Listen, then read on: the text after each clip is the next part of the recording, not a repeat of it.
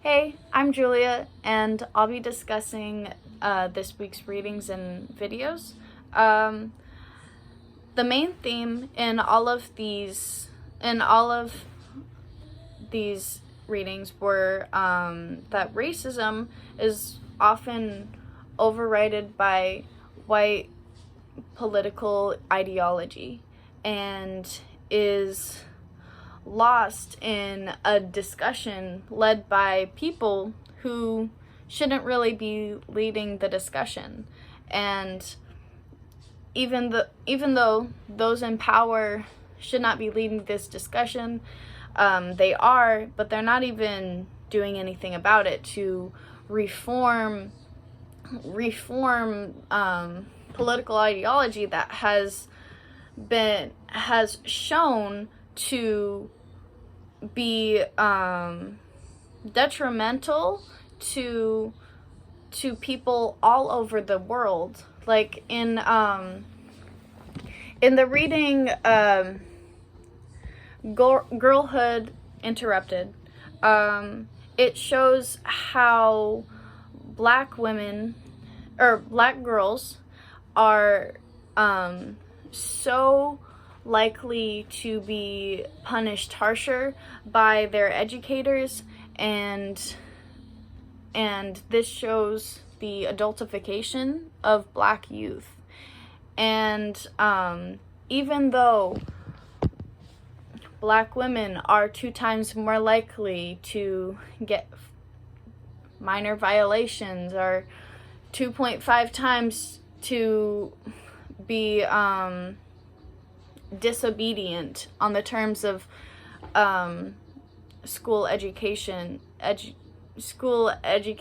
that has been led by white people. All of this data is showing that the ideologies that we are following is not helping anyone, and is actually putting more people in lockdown, and are looked upon as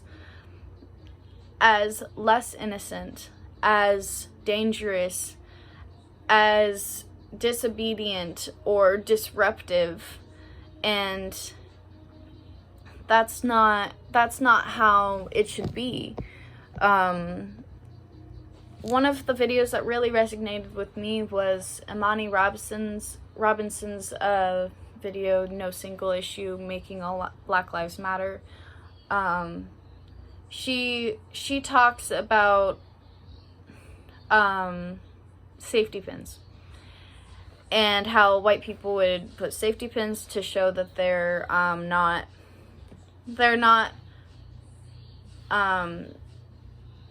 a danger to people of color.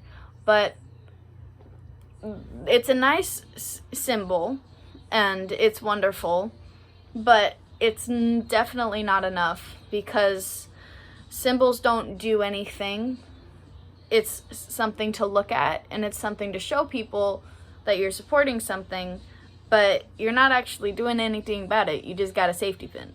So she said, in case you aren't doing anything, leave your safety pins at home and put it back on when you are not sanctifying your whiteness, but you are using your extra opportunities to reform. And this kind of goes back to the last video, Under Our Skin, about how the use of the word allies, and how allies are used to describe white people who are allies to people of color.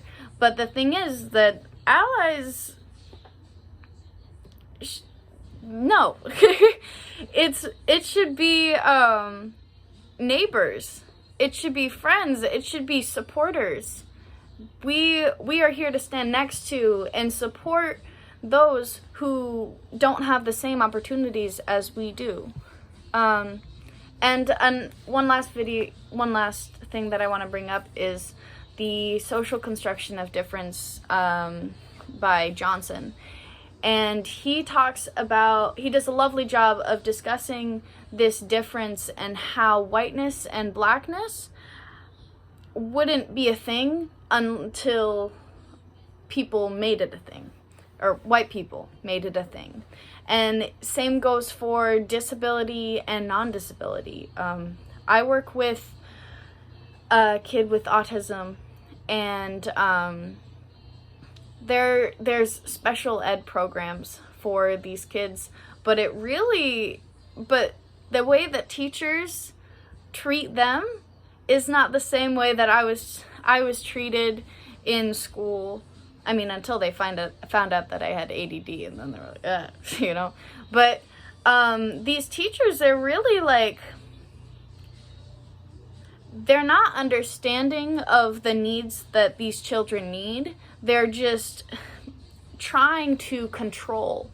And that's the problem of this system of difference, is control. And yeah, thank you.